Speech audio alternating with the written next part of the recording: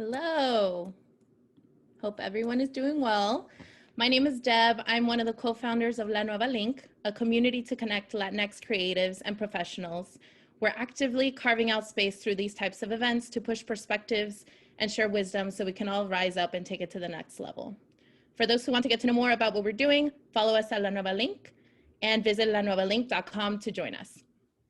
Tonight, we're excited to welcome you to our very first La Nueva lecture, appropriately titled HHM, or Hispanic Heritage Month, for sale. These more academic-centered sessions are meant to not only be educational, but equip us to better our own respective work. Yes, and we've got two dope, brilliant women in the house, Dr. Arlene Dávila, a professor of anthropology and American studies at NYU. She's also celebrating her book release called Latinx Artists, Market, and Politics. Congrats. And we also have Dr. Marcel Rosa-Salas, anthropologist and assistant professor of marketing at University of Illinois at Chicago. They're ready to nerd out and unpack the deep interconnections between ethnic identity, marketing, and politics in America. Take it away, ladies. Thank you so much for such a kind introduction. Super excited to be here tonight. Thanks to everyone for being here. Welcome to tonight's discussion, Hispanic Heritage Month for Sale, which is going to be an exploration of the Hispanic marketing business and from an anthropological perspective, and its cultural and political significance in the United States and beyond. And so firstly, of course, I want to thank Deb and Brianna for hosting this conversation tonight. As I mentioned, my name is Marcel Rosa-Salas, and I'm an anthropologist and marketing professor at the University of Illinois at Chicago. And in my research, I'm interested in studying the role that marketers play in producing and selling ideas about race and ethnicity in the United States. And the reason why I've been drawn to doing this work is because, of course, marketing is important because it sells us products and services. But for me, I think it's more important and significant because of the role that it plays in selling us ideas about what it means to be a human being. And so our consumer culture is so pervasive and so powerful because of the very way that it shapes our personal and collective values by repackaging our deepest human needs, whether it be for love, connection, belonging, even social justice, into things that shopping in the marketplace can provide to us. And so tonight, I am so beyond honored and excited to be in conversation with Professor Arlene Dávila. Professor Dávila is one of the most prolific scholars on the cultural politics of Latinidad and someone whose work has always and continues to inspire me. Her studies have spanned contexts ranging from ad agencies to shopping malls and contemporary art museums, where she continues to uncover the connections between consumerism, media industries, and social hierarchies in the United States and Latin America.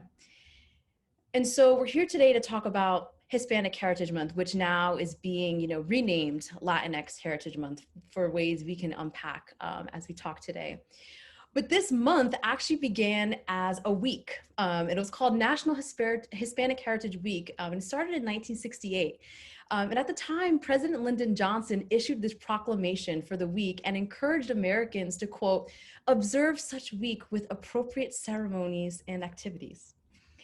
But by the late 1980s, I think it was like 1989, after continued advocacy from several lawmakers, this week became a month-long recognition of the contributions that people of Latin American heritage have and continue to make across American society. And so, it may seem awkward that it spans the middle of 2 months, right? September 15th to October 15th. But as I've come to learn, this is intentional because it's meant to mark the beginning of what was a cascade of independence days for several Latin American countries from Spanish colonial domination. And so in the wake of the civil rights movement in the late 1960s, this month was founded as part of a wave of advocacy and cultural efforts that were meant to extend social and political recognition to an ethnic group that for centuries had been marginalized by the United States' white Anglo-Saxon cultural norm. But what we're going to talk about today is, you know, how over the years, this recognition has become increasingly commercialized and has turned into more of an annual opportunity for brands to market to Latinx people as consumers with limited edition products, promotions, corporate social responsibility, PR, etc. So what Arlene and I are aiming to do, I think, with this conversation is offer, I think, some context for how the marketing industry has and continues to play a really pivotal role in shaping and selling popular perceptions of Latinx heritage. And also what we're gonna dig into is talking a bit more about what's at stake when the branding of Hispanic heritage eclipses tougher critiques about social inequality and recognition of capitalism's continual exploitation of race, racism, and ethnic hierarchies. And so we're really excited to be in conversation. I know there's a bunch of people in the industry that might be in conversation with us tonight in the Q&A. So feel free to leave us questions. And without further ado, Arlene, I'm super excited to get started with our conversation. And I think I'd love for us to begin by asking you to talk more about your book, Latinos Inc., The Marketing and Making of a People, which was the first ethnographic study on the Hispanic marketing business in the United States. And so I feel like to get us started, could you talk more about what inspired you to write that book in the first place? You're muted, by the way.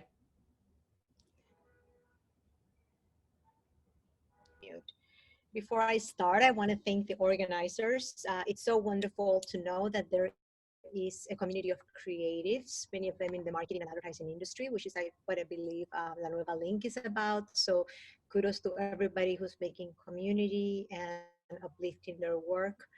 And also it's my delight, Marcel, to be in conversation with you. It was your idea to be in conversation, and I'm like, why, right? Because the book was written in 2001, and in fact, like, you're the expert, right? You're now the expert. You just finished a dissertation, soon to be the generative book on the topic, and I'm like, why? You know, what if anything? You know, how is this book relevant from 20 years ago, 20, 25 years ago? Actually, more than that. I don't even know, but yes. So thank you for the conversation, and also I'm so eager to learn not only from you but also from the people in the industry who are actually working in the industry. Because one of the issues that you made me think about was what has changed, what has remained the same, and what are the pervasive issues. And I think that between my work and your work, we have a good 40 to 60 years, right, of communal historical knowledge about the industry that we could perhaps operationalize for our audience tonight. So in that respect, very briefly, I'll take 2 minutes to say that the book was written published in 2001, and the fieldwork was at a moment when there was this kind of Latin wave, right? And I think all of us have, you know, are old enough to know that this kind of like all of a sudden this boosterism around Latinos making it as consumers, you know, come and go. At that moment, it was the moment of J-Lo, it was the moment of Antonio Banderas, which is, even though Spanish back then was like, you know, Latinized. And it was the Ricky Martin. There was incredible boosterism and excitement about Latinos making it to the Time cover. And all of a sudden, there was a lot of arguments where people were making about visibility and empowerment, which is one of the big issues, right? That we keep coming back when you said what is the political importance of this space. One issue that has come, that has been a tendency to kind of equate, right? We're getting political empowerment if somehow we see ourselves more in the public realm, in advertisements. So I thought that this was a generative space to think about, and I wanted to question and push back against that, because I felt that there was something more happening. There was reasons to be careful and cautious about those kinds of excitement about the Latinos making it in the market. It was also a moment when Hispanic marketing was having a boom. The Hispanic Advertising Agency Association had just founded. The industry was beginning to empower itself. There was a lot of new conglomerations where mainstream Advertising was actually purchasing Hispanic marketing agencies also. There was a lot of interest in this Hispanics, Latinos, and back then it was Hispanic. And there's a reason why, right? Hispanic was the name, because this is also an industry that was very tied to a political economy and to particular interests, Latin America, investments from Latin America. And that has been a continued conversation, a continued trend in this market. So I wrote it for three things. First, to push back against the boosterism. Second, to question the critical association between consumer citizenship and empowerment, right?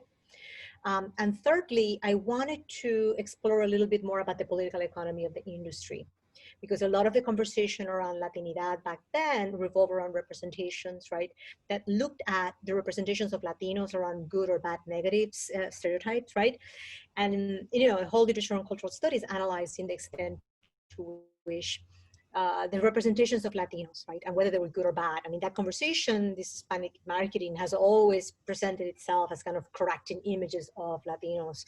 And I wanted to trouble that conversation by both first troubling the idea that there could be such a thing as a positive corrective image. And second, by moving the conversation from the look and the industry, the political economy, basically the labor and the jobs, who was profiting from these representations, who was having access to these jobs, who was being hired, who was not being hired, who was considered a Hispanic expert or authentic expert, so equity and who benefits from this booming market. And I guess I'll end here because, you know, there's a lot to be said about everything I've said. So Totally. I mean, I guess I want to ask you more about the political economic aspect of the industry you studied and how much of the rise of this industry known as Hispanic marketing is tied to broader like geopolitical shifts and migrational shifts of people from, you know, Cuba and Puerto Rico to the mainland United States. So I was wondering if you could even give us a bit more of that history of how this business even came to be in the first place. Absolutely. It's fascinating that advertising for Latinx populations, you know, the Southwest, you know, 1900s, whenever, what we know as a contemporary Hispanic marketing is very new. And in particularly, it has its origins in the late 1960s and 70s, when you have two phenomena, which is first, the growth of national broadcasting television. And here you have Mexican, you know, the Descargas, Televisa, all those interests that were first, that created the idea of united television network that made it possible to imagine a world, a kind of pan-Latino, because all of a sudden networks that were isolated in New York and the Southwest, all of a sudden you could actually have a national market.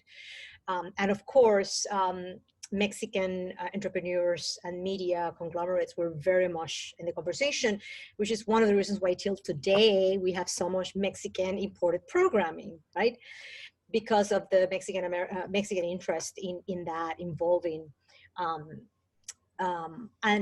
then on the East Coast, you have in the 1960s, after the Cuban Revolution, the migration of very important Cuban entrepreneurs, advertising entrepreneurs, and I feature some of them in the book, you know, basically 3 or 4 Cubans who knew each other from Cuba, who had contacts with corporations and brands in Cuba.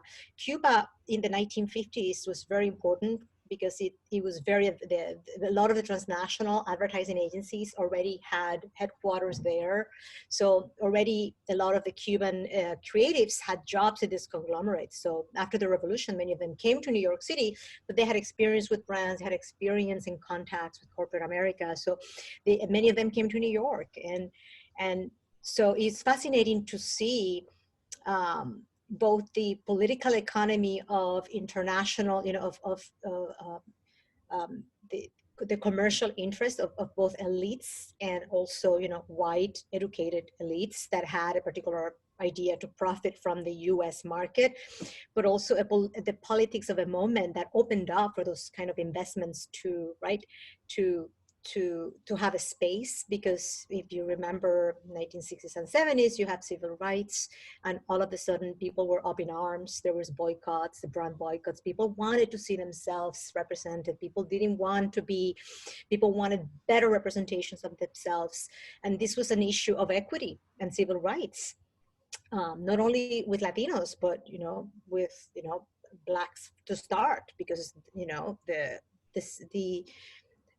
all of the civil rights were fundamental, the Black civil rights struggle. And so we were kind of modeling a lot of that.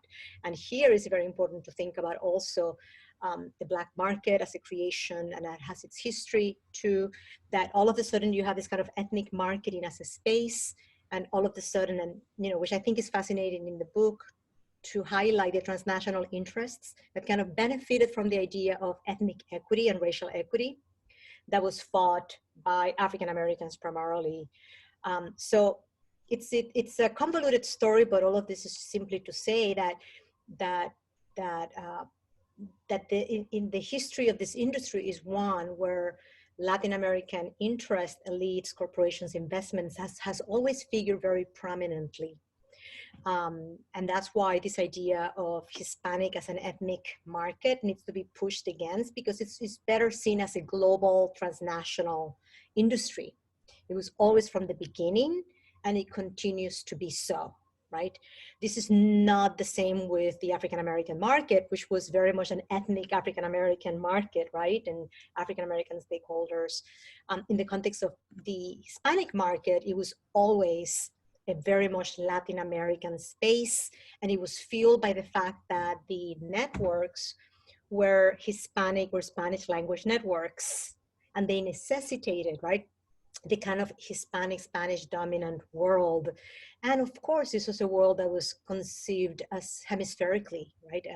It's more profitable if you can imagine yourself as, not just contained within the context of the United States, but also a market that is strengthened by its hemispheric reach.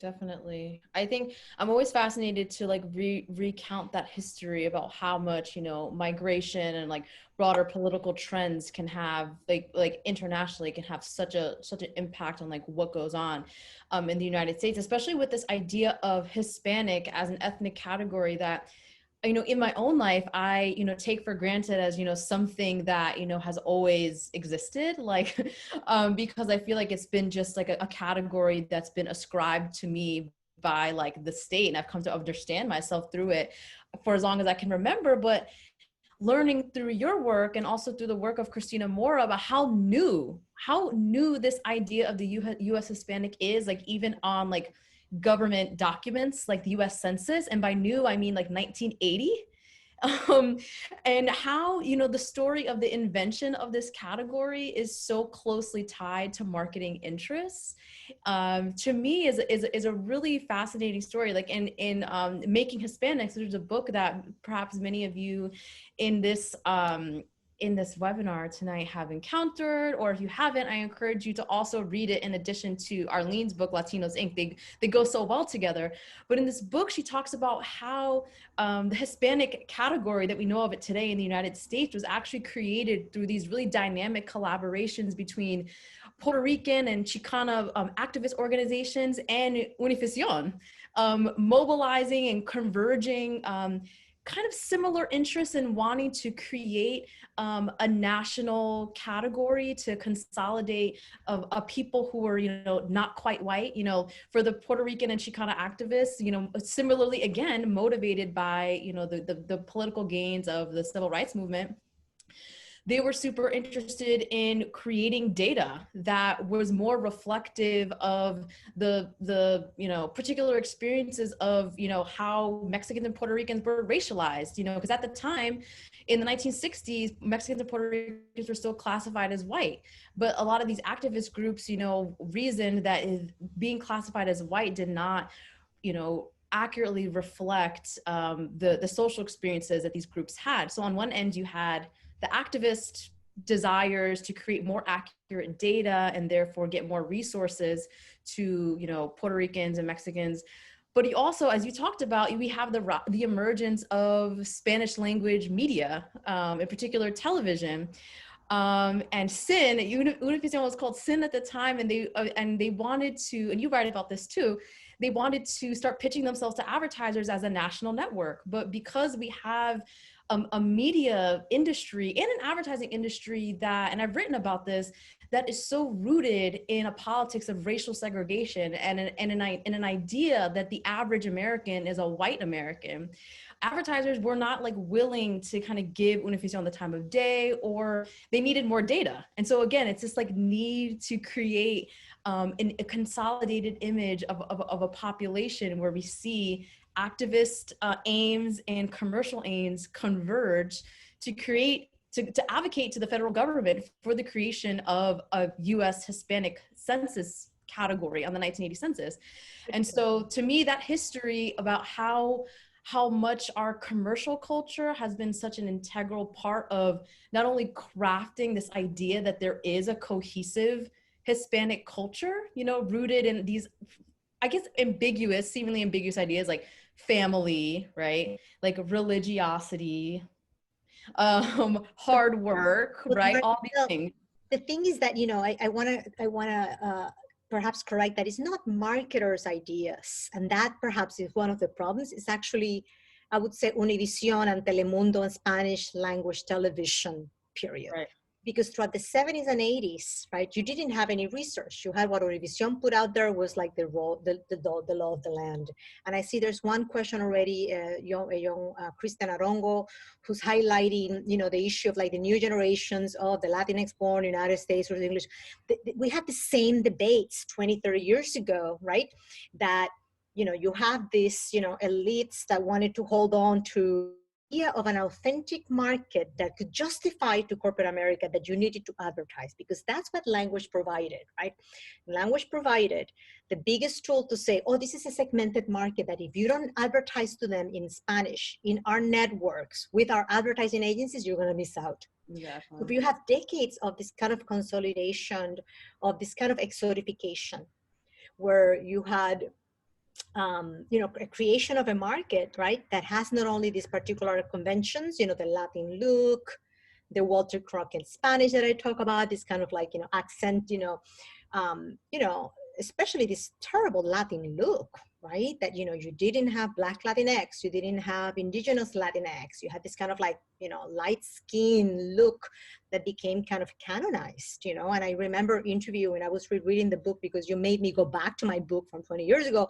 And I remember interviewing people that were doing castings, and everybody was like up in arms. It's like this, everybody for forever, our community and marketers have known that this image is limiting, that it does not represent us either phenotypically as a diverse community, but also in terms of language, right? Because most of us, right, will not be appealed by the telenovelas, you know, but yet could not, because there was not a space. And he was trying to try to challenge that would be to risk, right, the profitability of this authentic, constructed, narrow market, right, that, you know, 7, 80, 90. And when I hear the question of somebody asking about the problem of, you know, Spanish still being, you know, it's an issue, you know. But I think that that's a key issue. Is like, and I know you've done that in your own work, you know, new generations that are trying to expand that so that we can not have such narrow but also infantile perhaps, or, you know, or racializing and exotifying representations, but that actually can really speak to the variety, you know, of the diverse Latinx community that includes Spanish dominant, but also, right, that is not reduced to language. Yeah, I mean, definitely revisiting your work in preparation for tonight was, it was really telling, because of course when I did my research in like 2018, nearly, you know, like 20 years after your work was published, I think that so many things have obviously changed, like in our media landscape, in our society, in our social context, but also there's so much that has remained the same. And I think that, I mean, one of the big transformations I think to have occurred in the industry is again has to do with data, right? But this, and census data has so, you know, always figures really prominently. Like in my research, I learned it's like every 10 years there's like a renewed interest from companies or a renewed boom because it's like, you know, this renewed tension at the attention at like the population growth that's occurring. But I think that the 2010 census was a turning point, because I guess this data was quite like definitive in its claims that the United States is pretty much well on its way to transforming to being the most like ethnically and racially diverse that it's ever been. The claim is by 2044 that, you know, non-Hispanic whites will no longer be the dominant demographic in this country. And I think that what this news has, you know, has done in, first of all, in society, there's been this, I think, like outflow of optimism and anticipation, I think, especially from like multicultural ad agencies and even from some brands. We saw this take a hold when Obama got elected, right? This idea that there's this like new mainstream coalition of multiracial people that is going to be the future of America, this new American mainstream. But on the other hand, we have this like white lash, right? We continue to see how this impending like demographic shift has you know, heightened a culture of white supremacy, very publicly so, and xenophobia from people who are very strident in wanting to preserve this notion that the United States is a white place, white nation. And so we see this political struggle going on in the streets, in our university departments, right? Whether it's debates about ethnic studies or it's debates in the halls of Congress about immigration policy.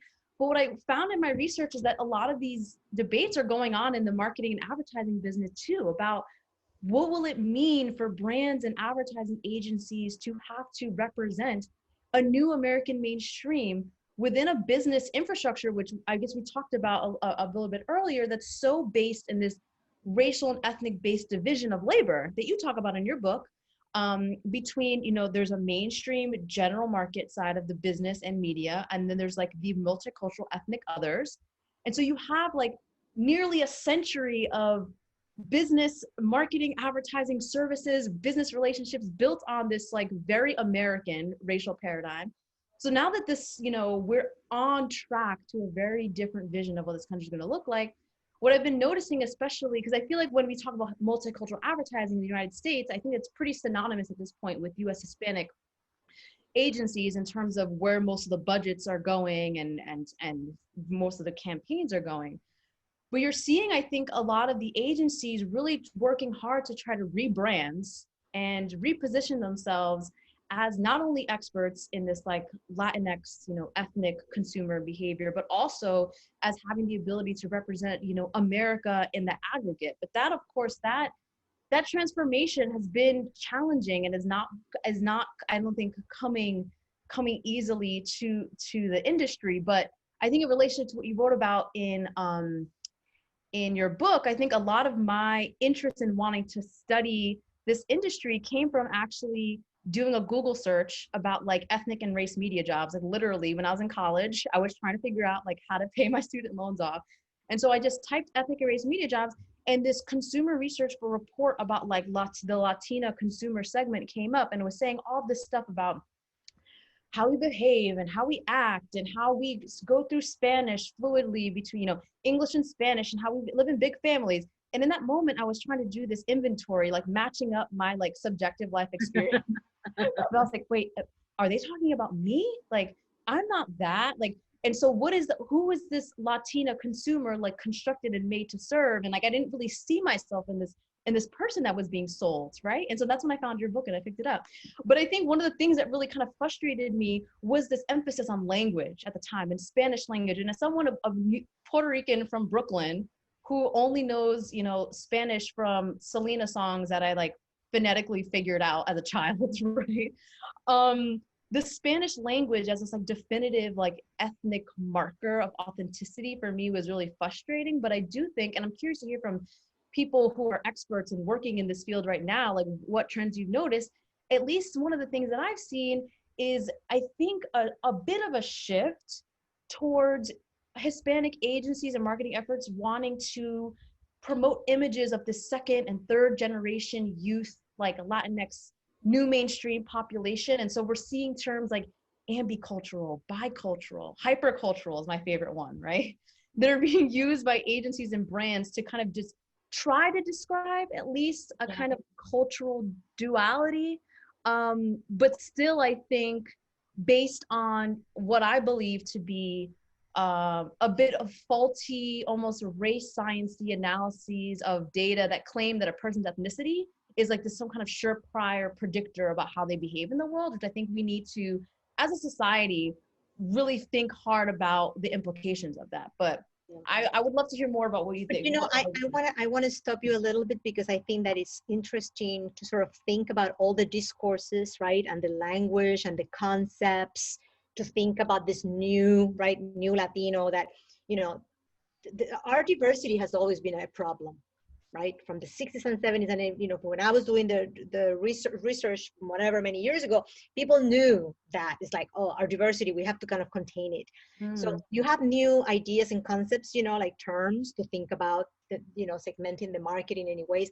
But what I think is fascinating is to think about how this industry, while on the one hand acknowledges and provides space and creates knowledges, right, to count and account for that difference, it remains at its core white centric and white. And I'm thinking, when we had a conversation before people joined in with the two young women from Nueva Link, and they were sharing how they themselves, right, are working in very white spaces, and how in fact the creative jobs are not coming to them, but they're coming from a lot of Latin American white, either Brazilians or whatever, but not Latinx or not people of color. This afternoon, after I posted that image, you know, from Subi Advertising, which was done in the I forget when. I'm gonna share it actually. Subi Advertising. I went to Subi Advertising to see, my goodness, is this agency still around? And I actually found Subi Advertising today, and I looked at who is, you know, who's in the team, and all blonde, mainly blonde, blue-eyed Latinos. Okay. And to me, it was like, oh my goodness, here we are again. Okay. So I think that these are the kinds of issues that, you know, we have to not only look at the representations, because, you know, if advertising today is giving us Black Latinx people at the level of representation, but it is not hiring Black Latinx people at the level of producers, as stakeholders, as creators, as account managers, as owners of advertising agencies, then I'm not going to be, you know, we haven't done the work we need to do. Right. Know? Can you see the image that I shared from your book, the ad? Can you see it? Yeah, this is the Subi Advertising in Miami. And when I put this, I wrote this in, it was included in my book from 2001, but this Subi Advertising is still working in Miami. And as I said, things haven't changed, you know. I was surprised to learn that. Totally. I mean, yeah, and I think that this image, if I can just talk briefly, is so generative of, like, suggestive of what the industry sells itself, right? The industry has historically sold itself as the authentic industry that knows us and can actually correct the advertisement, the stereotypes that are produced by mainstream media, by Anglo media, by elsewhere. We don't produce stereotypes, we erase stereotypes. And I think understand your target, own the Hispanic market. And I think it's fascinating that, of course, behind the sombrero, what do you have, right? A blonde, you know, a blonde woman, which speaks to the kind of whiteness of this industry that back then was very evident. And hearing your work, Marcel, I want you to maybe talk a little bit about that, because I know your work has been very generative in thinking about, like, the white mainstream, right? But also how those white tendencies also impact Hispanic marketing too, or ethnic marketing too, right? It's also something else that we need to be very careful about, because this is an industry that sells itself as being diverse, yet ironically, it ends up reproducing the same kind of, you know, white supremacy, you know, which is central to the advertising space. Totally. I mean, I think for me, after I, you know, Googled race and ethnicity media jobs, I had found an internship at a Hispanic ad agency. I remember on my first day on the job, I was invited to be kind of like a fly on the wall of a creative, like, brainstorming session. They had like a car, like an automobile client. They were thinking of creative concepts for a commercial. And I will never forget, one of the people, like, I think there were an account person made the statement that was like, oh, this, and mind you, this ad was targeted to like Hispanic men. I use air quotes a lot because these are, as you said, like, these are constructed representations that come with bundles of assumptions. And so they're constructs, therefore air quotes. But this account person was like, yeah, this target is not like your typical white general market consumer. And I was like, hold the phone, scribbled it down in my notebook, because I was like, wow. So in this sort of epistemology of this industry, what it means to be general is completely synonymous with whiteness. And from there, I became really fascinated in trying to understand, like, what was perhaps just like, you have your Hispanic agencies and the Black agencies that kind of, you'll notice these sort of trends and how racialized and ethnic groups are sold. Like, the knowledge that is produced about them is integral to how these markets are created and sold as appealing to advertisers. And so I became fascinated with, like, what's the culture of whiteness that constitutes the general market? Like, and how do multicultural advertising industry professionals understand and relate to this idea of generalness of the general market? And I think, to the point that you just made about how this industry, at the end of the day, has to be, what I found, kind of strategic in how it uses the taken for granted whiteness of the general market in order to exist as an industry, right? Because the multicultural market, the Hispanic market, the African American market, they define themselves in relationship to this white other racial binary. And so in a lot of the pitches that I went to, the conferences that I went to, I remember there was this one strategist who told me something really powerful, who said something, and he worked at a Black agency, but he said, most of my work is not necessarily about talking about how Black something is, it's about talking about how not white something is, and that's a very hard place to be. And I'll never forget when he said that, because again, it's an industry that, as you said, of course, is predicated on, a politics of representation that's all about, erasing stereotypes, seeing advertising and media as a sort of proxy for social belonging and an upstanding citizenship in American society.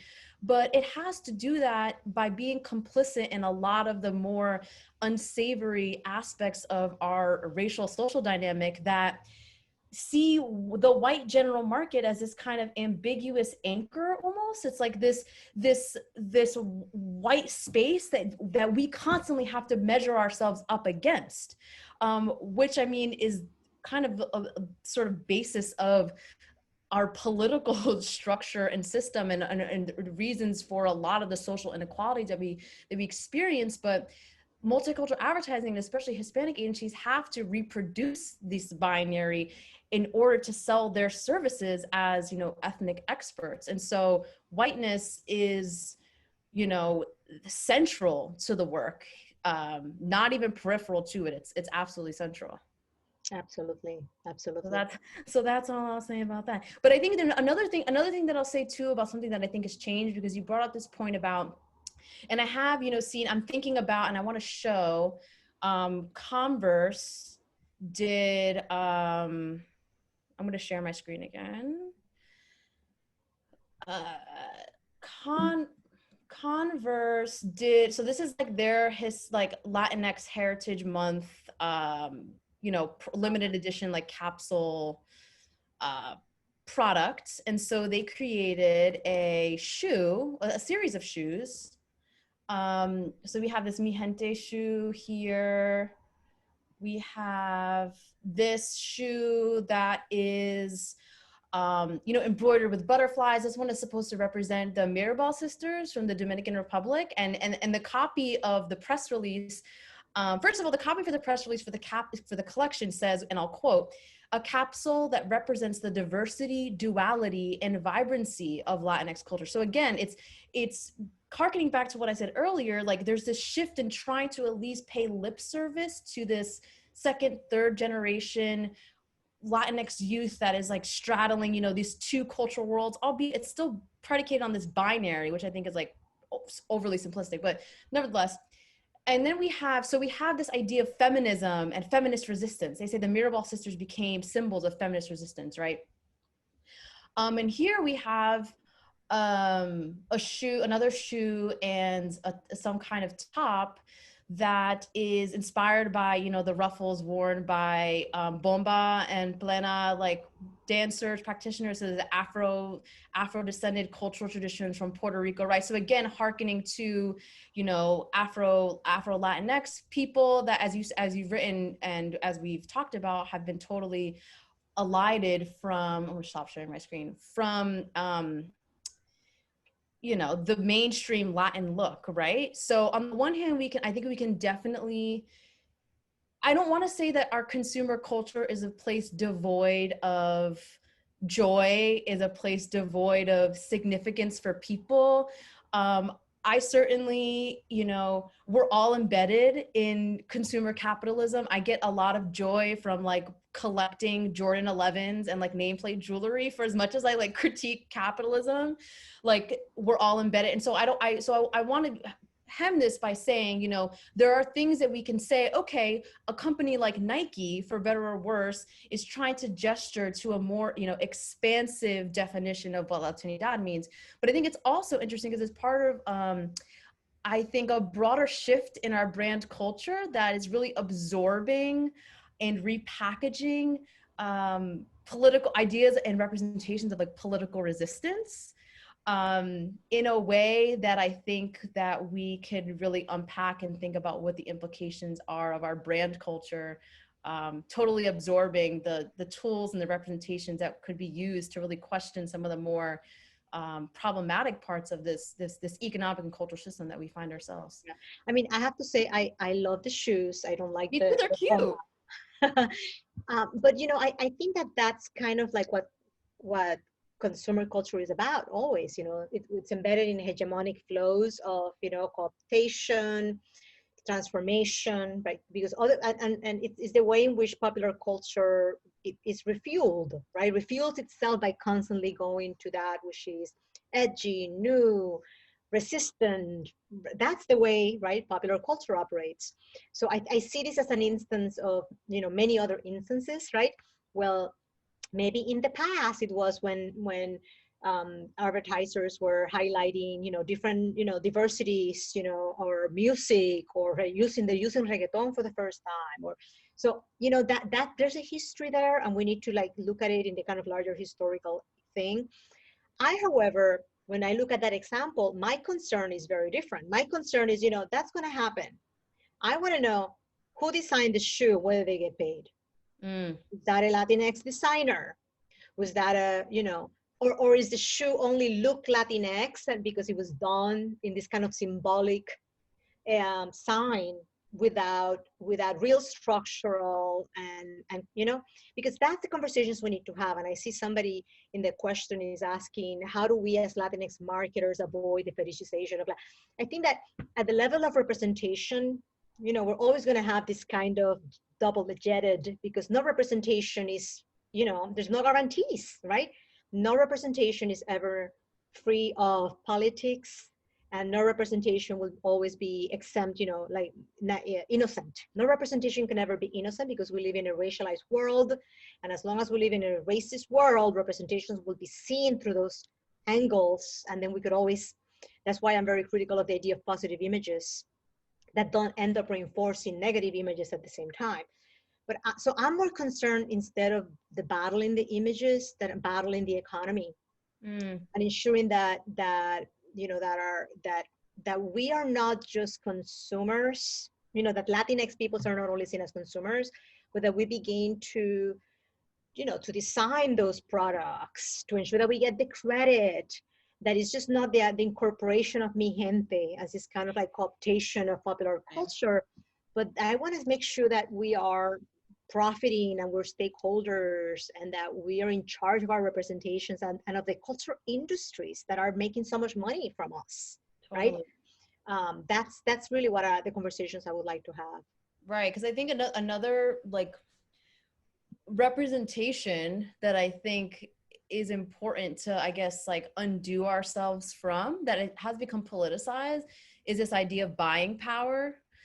And I feel like we see it a lot in decks, marketing decks. I think we even see it in like political speeches. Like it's it's this concept that I think has this kind of optimistic and empowering tone that connects like Latinx people's like collective capacity to spend money on stuff as a meaningful source of our well-being and social standing in society. And I think perhaps as marketers, you know, I think that that's a common factoid that's thrown out, representation that's used to sell the value, right?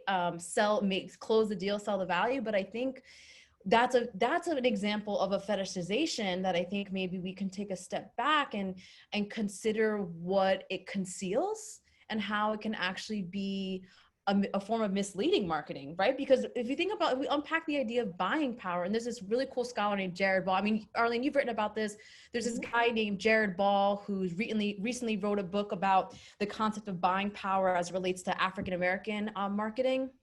But essentially the concept of buying power talks about, it's the measure of how much how much money they can spend from what they earn. And so it's not really tantamount to political power, although we can talk about, you know, consumer boycotts. I know we had like the Goya boycott recently. I don't know like where that went. But it's essentially a concept invented by the marketing industry that is not really about the power held by us collectively to transform institutions, whether it be the exploitative tendency for ad agencies and brand consultancies to have us on the mood board but not pay us what we need, right, to actually be to benefit from the creative force of our ideas, right? Yeah.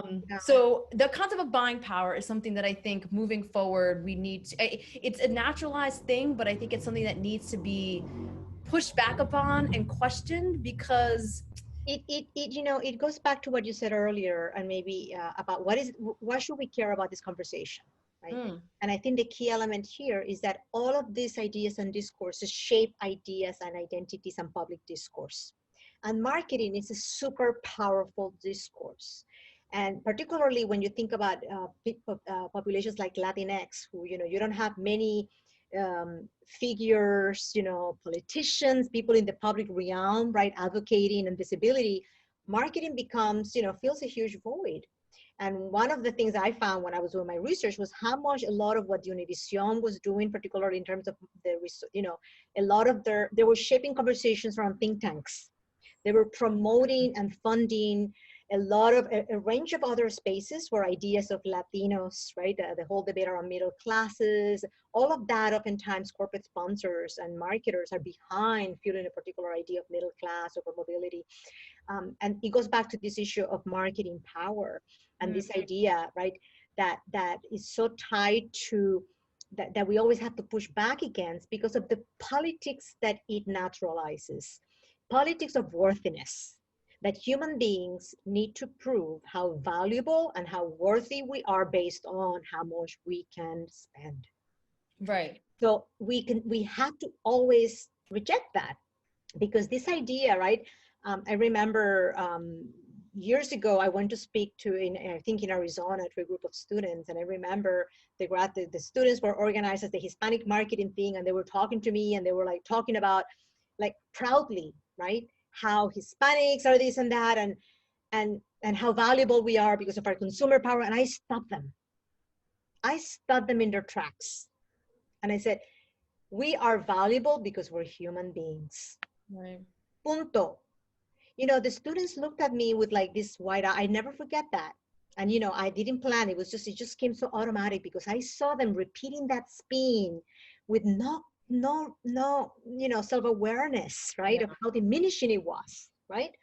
And that's a diminishing framework that will always aim to lose, and that limits us, right? Limits our humanity, right? And we live in a neoliberal world where citizenship only counts if you have money.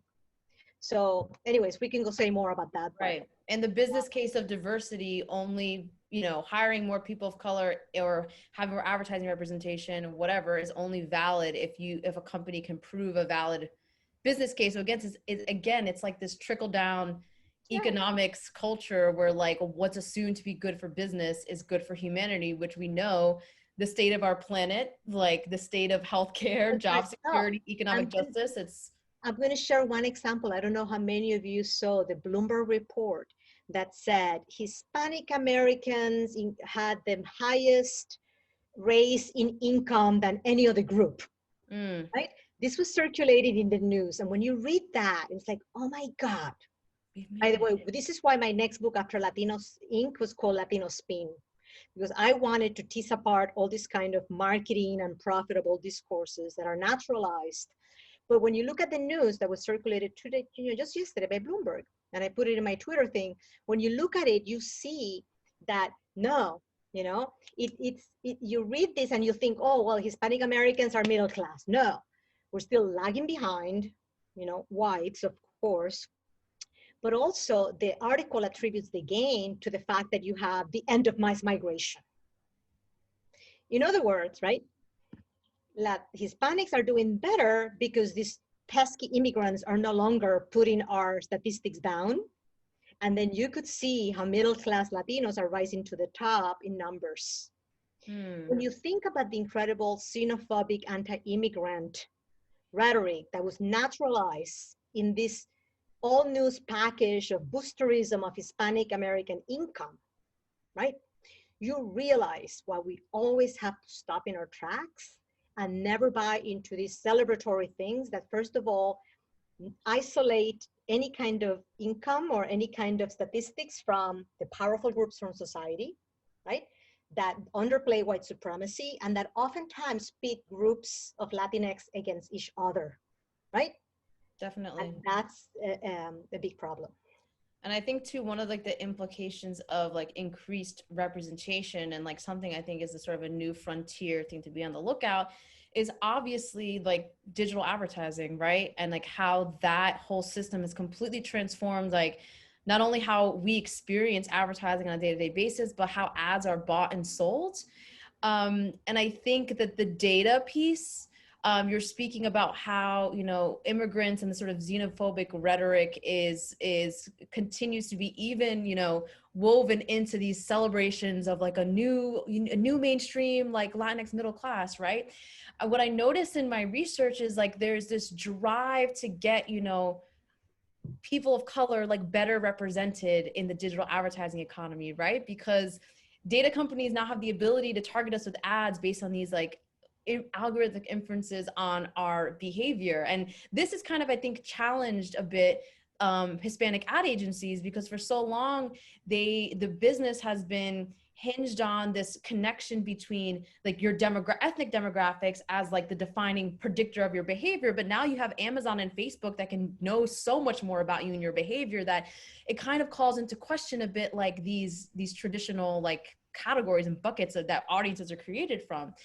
But what I noticed is like there's this call for, better data, like more inclusive data, right? Because when we use our computers and our cell phones and social media, like we're the people for sale. Like it's our data that makes those products free, and we don't really, the rewards that we get to reap from it, right, are like the use of these services that have become so integral to life in the 21st century. We need to be paid. Right, exactly. I mean, yeah, that's a whole other conversation I'm actually writing about. But these are certainly not like benign technologies, and there's just mounting evidence, like Facebook just discontinued this data product that they had called multicultural affinity audiences, where essentially Facebook, through of course their own proprietary like algorithms that no one could be able to know, would racially and ethnically classify people based on their race and ethnicity. And what so many studies were done to show that housing advertisers, employment advertisers, loan and credit advertisers had the ability to wholly exclude certain racial and ethnic groups from seeing ads, which is obviously a complete violation of so many civil rights laws, right? But data companies, in their effort to like, and tech companies too, in their efforts to like represent us, right, as data, we have instances where this type of surveillance and this kind of commodification of our everyday existence, our behavior, is being used to surveil us, which of course is part of a longer standing history of the role that governments and corporations have in enacting power over populations by literally like privacy. There's not a right to privacy in this country. So I mean, I've been seeing so many examples about ICE and the Department of Homeland Security using social media platforms and mobile phone data, like buying commercial data that we produce from our phones to target migrants and to detain them. And so I think that the next frontier in this whole business of ethnic marketing is certainly the issue of data and data privacy, and who owns and who's creating these kind of ethnically crafted algorithmic representations of us and our communities, and how is that data being used? Because at this moment in time, like, there's not full transparency on that, and it's a commercial business that has tremendous social implications that I feel like have already proven to further reinforce already existing social inequalities. And so I feel like for me, moving forward, that's like the scarier stuff, but things that we can be empowered to learn more about and try to create policy changes around, for sure, because it's kind of crazy. But oh my gosh, it's 8 o'clock. Wow. Yes, jumping in here to remind us that it's Oh my gosh. Yeah, we'll shut up now. No, we don't want you to, but data and all of that can definitely, take us for another few hours. I know. Thank you so much already. This has been incredibly fruitful. There's been a lot of love for y'all in the chat. We've got questions, and I know we've been like peeking at them and answering them. So if there's maybe any more thoughts on these, we can go through it. So the first one is from Christian Arango. How do you explain and maneuver the new age of Latinx targeted marketing for a generation of Latinx born in US who don't digest the most of their media in Spanish and have it not lost as mainstream/white marketing plans, building the community past only marketing in Spanish? Maybe I read that wrong, but you guys can see it there for reference. I'm reading it again right now. I think we kind of address that in a way, right? Yeah, I mean, I think that I've definitely, and you all as practitioners and experts in this field, I'm sure have, and that's all I was to say. That's another thing I want to, you all can write books too. Like, you're doing this work every day, like take field notes. I feel like the work of creating media and marketing representations is something that more people, especially practitioners, need to be writing about and reflecting on. So I'm like, everyone has a book in them. But I think that, how do you explain and maneuver the new age of Latinx targeted marketing?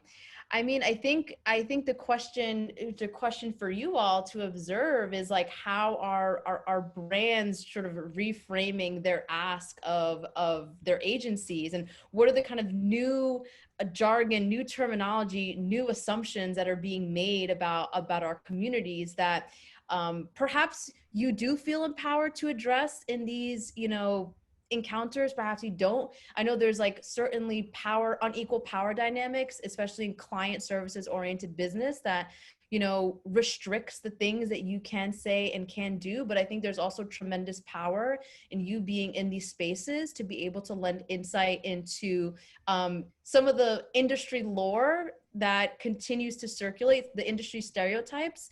And I think that, I'm assuming that you don't feel empowered to speak on this. I think that it could be, very powerful in your responsibility and duty to do so. So that was my 10 I will take the question from Pedro that says, as Latinx marketers, how do we make sure we play into that we don't play into the fetishization of the Latinx culture while representing the culture authentically, right? Which is probably what all of us are doing here. How do we not become part of the problem, but part of the solution?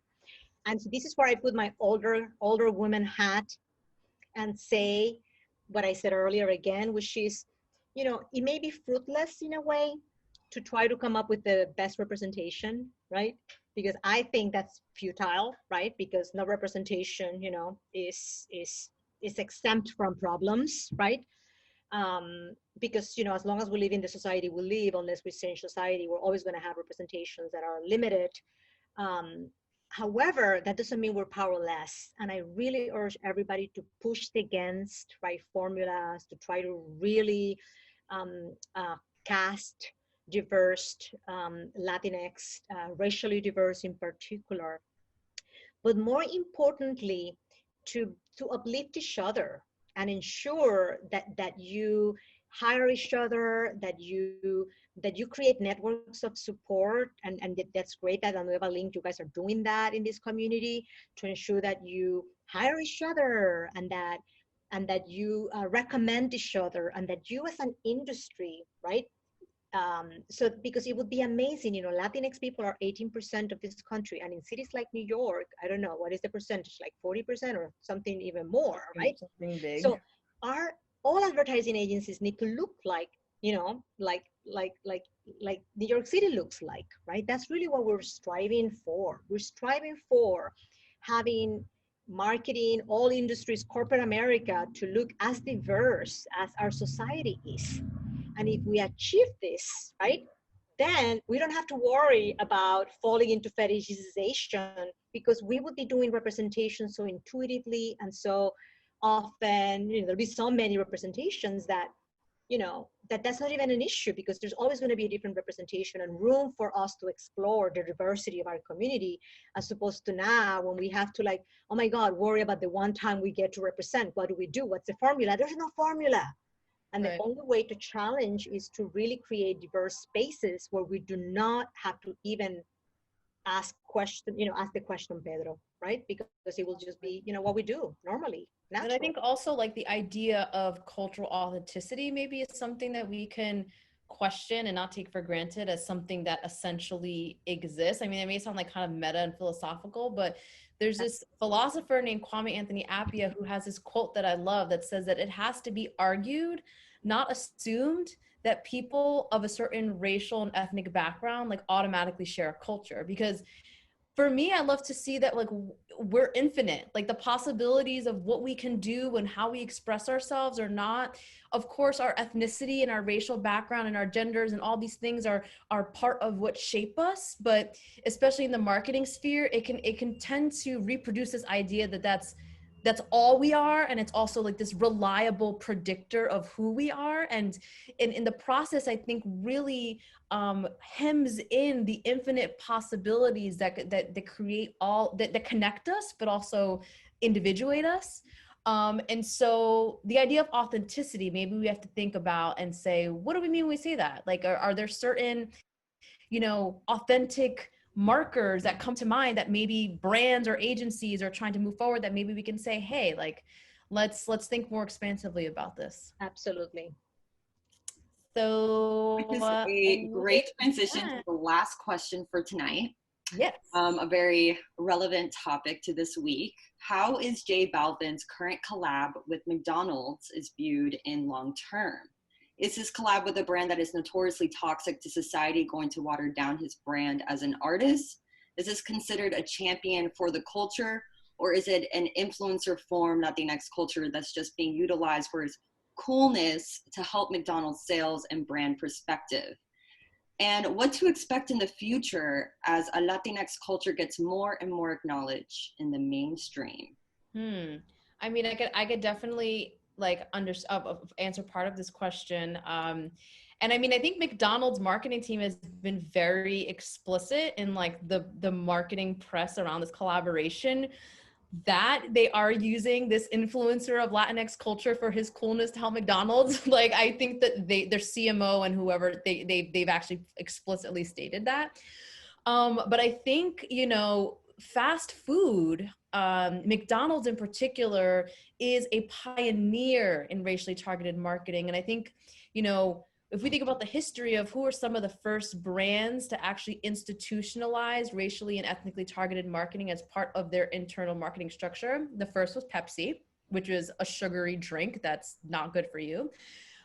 McDonald's was also one of the first to have like an internal ethnic, I mean, they've since, gotten rid of that and have just like a culture marketing department. But fast food, you think about where a lot of fast food restaurants are, like who relies on fast food as like the basis for their nutrition, if we could call it that.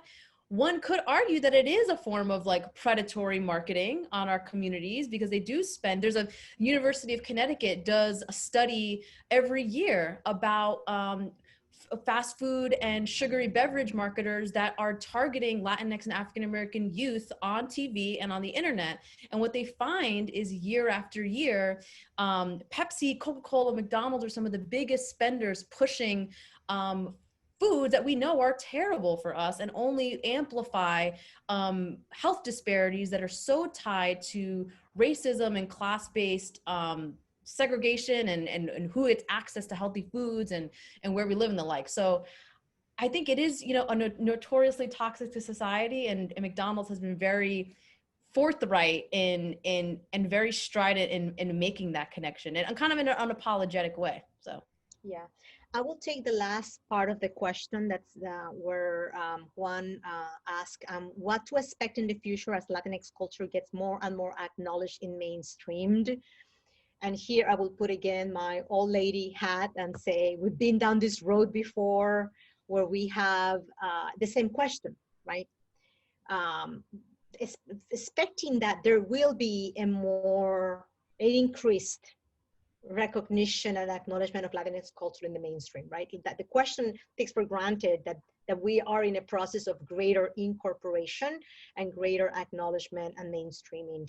And that's where I want to push against, because when you think about today, right, when Latinx are 18% of the population, do you see 18% of representations, right, in society? Or are we at a point that this collaboration becomes so talked about because of how rare it actually is? Mm. So I want us to sort of think back about that and really push and realize that what we should be striving for. And I was just talking to some students in an art history class, and I was talking about the fact that in the context of art and museums, today there are less, relative to our numbers, there are less representations of, you know, Latinx art in museums than 20, 30 years ago, because there are less institutions. The same has been said, and studies have shown about media and Hollywood, that there's less representation when you account relative to our growth. So relative to our demographic growth, we are like, not only, you know, we're actually backwards, we're going backwards. And it's good to have this perspective, because then it makes us, you know, we you know, instead of celebrating, we should get more frustrated about how far we are and how much work we need to do ahead. awesome. I think that was the last question. That was the last question. Wow, amazing questions. I would not expect anything different from this audience, but thank you everyone for those awesome questions. I guess I just want to just say, because that I would love to see all of you guys in your own perspective worlds, that you go back and you have a team of people that look all like you. And, you know, we need to see more, not only Latinx, but, you know, Latinx of all racial backgrounds. You know, I think that we are not there. We have used this Hispanic marketing Latinx industry, and it has stopped us from being really rigorous about who are the Latinx who are getting the jobs and who are the Latinx that are not getting the jobs. And it's very important that we're at a moment of accountability, and our industries need to be accountable. So ensure, you know, we need to be in a space where we look like in New York City looks like. That's what I would love Latinx marketing to look like, because it should. And I think this is what you are building an institution right now. I think you all know that kind of intuitively as professionals in this industry who've decided to mobilize and create, a network, because at the end of the day, we know that meritocracy is a myth, and a lot of people get jobs in the media and advertising through people they know. So creating your own institutions, I think that's definitely a start, and you all are part of that movement already. So thanks to you all for having us, facilitating this convo. I've been so looking forward. It's like a peek inside. I would go to Arlene's house all stressed out as a grad student. She'd make me coffee. I'm like, ah. So this is like a peek into our conversations that I feel like I've been so blessed to be able to have with her and learn with her for years at this point. So, and I'll just say, now I'm learning from you, Marcel, and I can wait for your book to be out and for you to be the generative book that all of us will be reading, and I'll be teaching too. To be continued on that. Yes, thank you all so much for the time, Marcel, Arlene, for the work. Again, the chat is just saying, I don't know if you can see all the love, and I hope you feel it. And the words about La Nueva Link, that is really why we're doing this. So truly, thank you. We hope to have you back at La Nova Lectures or at any other franchise event that we have. But thank you everyone for sticking with us tonight. Share with your friends. We have one more event to wrap up our Latinx Heritage Month calendar and programming. So hope to see you all next week. Thank you all. Bye guys, have a good night, and be sure to let us know any other types of topics and conversations that you would like to engage in across the world of academia. We're very excited to extend this conversation more in the future. Awesome. Have a good night. Thank you guys so much.